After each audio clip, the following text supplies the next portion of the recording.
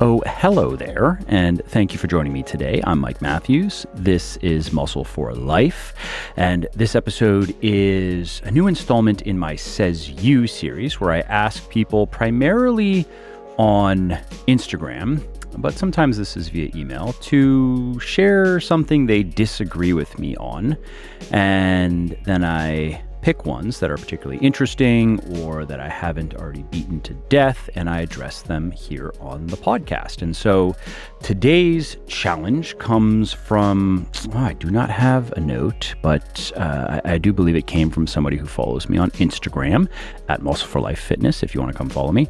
And they said that 3 heavy sets of deadlifts is too taxing. It should be 1 set of 5, like starting strength. Before we wade into it, many people say that you are as old as you feel, and there's definitely some truth there. But for us physically active people, for us fitness folk, it's probably even truer to say that we are as old as our joints feel, because healthy, functional, pain-free joints make our workouts more enjoyable and more productive, as well as everything else we do, really. And that's one of the many reasons to be a stickler about eating right, about training properly, about getting enough rest and recovery. In some ways, your joints are a reflection of how well you take care of your body on the whole. And supplementation can help as well, and that's why I created Fortify. It is a 100% natural joint supplement that reduces joint pain and enhances joint health and function, and in people who already have healthy joints. It is not just for people with joint problems. And the reason Fortify is so effective is simple. Every ingredient is backed by peer-reviewed scientific research and is included at clinically effective levels, and those are the doses used in the studies that found benefits. And all that is why I've sold over 90,000 bottles of Fortify, and why it has over 900 4- and 5-star reviews on Amazon and my website. So if you want healthy, functional, and pain-free joints that can withstand the demands of your active lifestyle and even the toughest training, you want to try Fortify today. Go to buylegion.com, buylegion.com/Fortify, and use the coupon code MUSCLE at checkout, and you will save 20% on your first order. And if it is not your first order, you will get double reward points, so that is 10% cash back. And if you don't absolutely love Fortify, just let us know, and we will give you a full refund on the spot. No form and no return is even necessary. So you really can't lose. Go to buylegion.com/Fortify now. Use the coupon code MUSCLE at checkout to save 20% or get 10% cash back, and try Fortify risk-free and see what you think. Okay, so in case you skipped the intro, I'm going to be talking about deadlifting, and I'm going to be addressing a disagreement that somebody has with me, which is that 3 sets of heavy deadlifts is too taxing. It should be 1 set of 5, like starting strength. And the reason why they are saying this to me is in my Bigger, Leaner, Stronger and Thinner, Leaner, Stronger programs, they call for 3 sets of deadlifting per week. And in my Beyond Bigger, Leaner, Stronger program, it's 4 sets of deadlifting per week. So this would also apply to that program. So let's talk about this. This is something that is also generally going around, this idea that deadlifting is extremely taxing. It causes a lot of central nervous system fatigue, and the same thing with squatting, and this is why you shouldn't do too much of these things, or maybe any of these things, and maybe you should do other exercises instead, or maybe you should only train 2 or 3 times per week if you are going to do those things. And so let's start there. When people say that an exercise is too taxing, they are typically saying that it causes too much central nervous system, CNS is the acronym, fatigue. Now, CNS fatigue is, to just define it, it's fatigue that occurs in the central nervous system, shocker, and that's the spinal cord and the brain, and that then affects your entire body's ability to produce force. And how does that work? Well, I don't want to get too much into the weeds and sidetrack us, but basically the nervous system, the central nervous system, it controls force generation by recruiting what are called motor units, which are the smallest functional unit of the nervous system. And so you have a command from the nervous system, and then you have that as the final output. And a muscle fiber, for example, can have anywhere from 1 or 2 to 1,000 of these little motor units.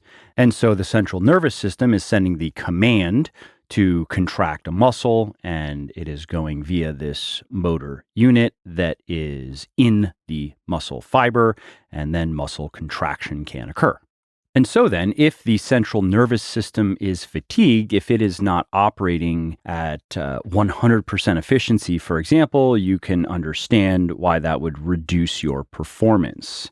And in that case, your muscles may be capable of producing force, but they are going to be hindered by the fact that your CNS is not sending them instructions as effectively or as powerfully, so to speak. And central nervous system fatigue can be caused by anything that's physically demanding. And most people assume that the most physically demanding exercises cause a lot of CNS fatigue. And that's not exactly correct. And that's something I will come back to in a minute. Now, central nervous system fatigue is different from peripheral fatigue. That's the term, or localized fatigue. That's another technical term, which is simply the fatigue that you feel in a muscle after doing a hard set, for example, or after doing a workout. Your muscle feels tired. It is weaker than normal. And peripheral fatigue is caused by muscle damage and a buildup of substances known as metabolites that then prevent that muscle from contracting as hard as it normally can. And peripheral fatigue happens within the muscles that you're training. It's not systemic. It's not affecting your body as a whole. It's just affecting the muscles that you're training. So think about doing biceps curls. Your biceps become fatigued, but your quads are fine. You could go squat after, right? Now, many people are concerned that compound exercises, squat, deadlift, and presses, and so on, that involve a lot of muscle tissue, that involve big muscle groups, and that involve heavy weights, are not just causing a lot of peripheral fatigue, the muscular fatigue that we feel, but are also causing a lot of central nervous system fatigue, a lot of systemic whole body fatigue that affects performance of every muscle group. And that can sound reasonable, and we've all maybe felt that way after doing, let's say, a set of heavy deadlifts for 10 reps. I just did that today, and that is the most difficult thing that I do in all of my training. The sets of 10 on the squat are number 2, but the sets of 10 on the deadlift, and of course, those are taken close to muscular failure. I'm not going to muscular failure on the deadlift. I would never do that. It's risky. It's not worth it. But I'm ending my 4th set with probably 1, maybe 2 good reps left, and then I would be at muscular failure. And it's hard. And you do that, and then you hear about central nervous system fatigue, and it's easy to buy into it because you certainly feel fatigued after 4 sets of that. However, research shows that it's wrong for a couple of reasons. Firstly, studies show that high-intensity exercise causes less CNS fatigue than long-duration exercise. So doing a low-rep set of heavy deadlifts, think about, 4s or 5s, that is likely less fatiguing than doing, say, a 50-mile bike ride, at least in terms of CNS fatigue. Secondly, studies show that weightlifting in general causes very little CNS fatigue, if any at all, even when the workouts are intense. For example, in one study conducted by scientists at Northumbria University, researchers had elite athletes do 2 workouts designed to increase strength and power. And during their strength workout, which is the one that we'll focus on here because it involved lifting heavy weights, the participants performed 4 sets of 5 reps on the back squat, split squat, and push press. And to give some context here, these were strong dudes and dudettes. These were strong people. There are men and women in the study. The average squat, 1 rep max, for men, 420 pounds.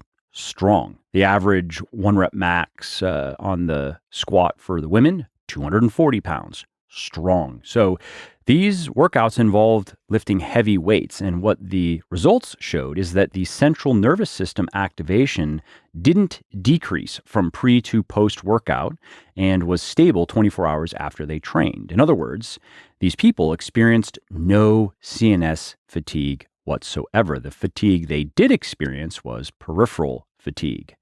That said, other research shows that it is possible to experience CNS fatigue from heavy weightlifting, but it takes a lot to cause it. And it has a much smaller effect than you might think. For example, in another study that was conducted by scientists at Massey University, researchers found that 30 minutes after doing 8 sets of 2 reps of deadlifts at 95% of 1 rep max, people only experienced a 5 to 10% reduction in CNS output. 8 sets of 2s with 95%. That's tough. And if you compare that to what I was doing today, 4 sets of 10 on the deadlift, taken fairly close to muscular failure with fairly heavy weight, at least for me, I was using 325 pounds. I don't know of any research that has looked at that or something like that and the CNS fatigue that is caused by it.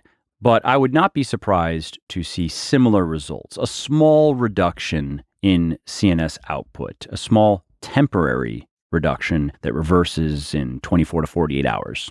Now, if all of that is true, if heavy weightlifting, including heavy deadlifting and squatting and pressing, causes negligible amounts of CNS fatigue in a worst case scenario, really, unless you are doing something like, I don't know, training for the CrossFit Games and you are blasting yourself and you're on a lot of drugs and blah, blah, blah. And if you're listening to this podcast, that's probably not you. You're probably doing something like what I'm doing, 3 to 5 1-hour intense weightlifting workouts per week, maybe a little bit of cardio. And in that context, we do not have to worry about CNS fatigue. Now, if that's true, why then do several of the most well-known and most time-proven strength training programs, like Starting Strength 5x5, Texas Method, and others, why do they only include 1 set of deadlifts per week? Well, the reason is they also include a lot of heavy squatting, at least 3 sets of heavy squats, at least 3 days per week. And remember that squats and deadlifts train many of the same muscles. They train the lower back, the glutes, the quads, the hamstrings. And if your program contains too much of both, you are going to run into problems. And systemic fatigue will be one of the smaller ones. You will also have a lot of peripheral fatigue. So those muscles are going to probably be always sore. So if you're doing too much, just squats and deadlifts, for example, your posterior chain, all the muscles in the backside of your body are going to be perpetually sore, and that soreness might actually just generally get worse over time. You're generally just sore and sore. You are going to be pushing your body too hard, too often. You are probably going to fall behind in recovery, and then that increases the risk of injury. It increases the risk of acute injury, of repetitive stress injuries, which are the little nagging problems that just get worse and worse over time. And so something has to give with those programs, and that something is deadlifts, not squats. It is deadlifts. Now, in my Bigger, Leaner, Stronger, Thinner, Leaner, Stronger, Beyond Bigger, Leaner, Stronger, Muscle for Life as well. Muscle for Life has deadlifting, at least in the intermediate and advanced routines. Those programs only include squats on one day. You're only doing 3 or 4 sets of squats per week. You're doing a little bit more of lower body work, but you're getting underneath the barbell for just a few sets per week. And that means you can afford to do more than 1 set of deadlifting per week, especially since your squats and your deadlifts are also separated by a couple of days, and that was done intentionally. So if you stick to the rep ranges, if you stick to the volumes, if you stick to the intensities that I give in the programs, if you follow them more or less by the book, you certainly can make changes that make the programs better for you, or maybe just better in general.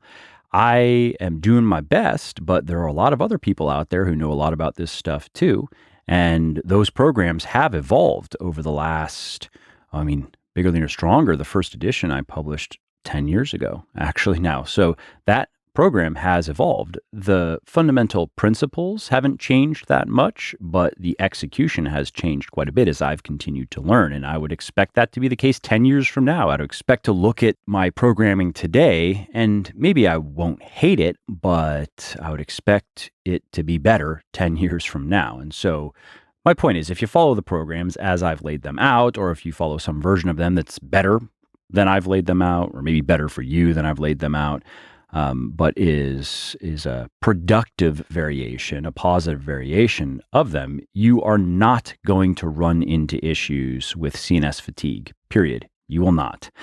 But if you feel that doing 3 sets of deadlifts per week is too much, maybe you find it hard to complete the rest of your workout after deadlifting, like maybe it just wipes you by the end of that 3rd set, or on Beyond Bigger, Leaner, Stronger, if you're cutting in particular, which I've been doing now for a couple of months. I took like a 1-week break because I was out of town, and it was my wife's birthday, and we're going to restaurants, and I'm not going to be asking them to make me the tilapia and the asparagus and go light on the oil, and I'm just going to enjoy myself and get back to it. But I've been in a deficit pretty consistently now for a couple of months, and 4 sets of deadlifting, heavy deadlifting in a deficit, I do fine with it, but I understand. I do hear occasionally from some people asking if they can reduce the volume on BBLS when they're cutting because it starts to get a bit rough. And the answer is yes, absolutely. You could drop the 4th set, for example. You could do 3 sets of deadlifting, or you could do fewer sets than that. And this would also apply to any of my other programs, even though there are just 3 sets in those other programs.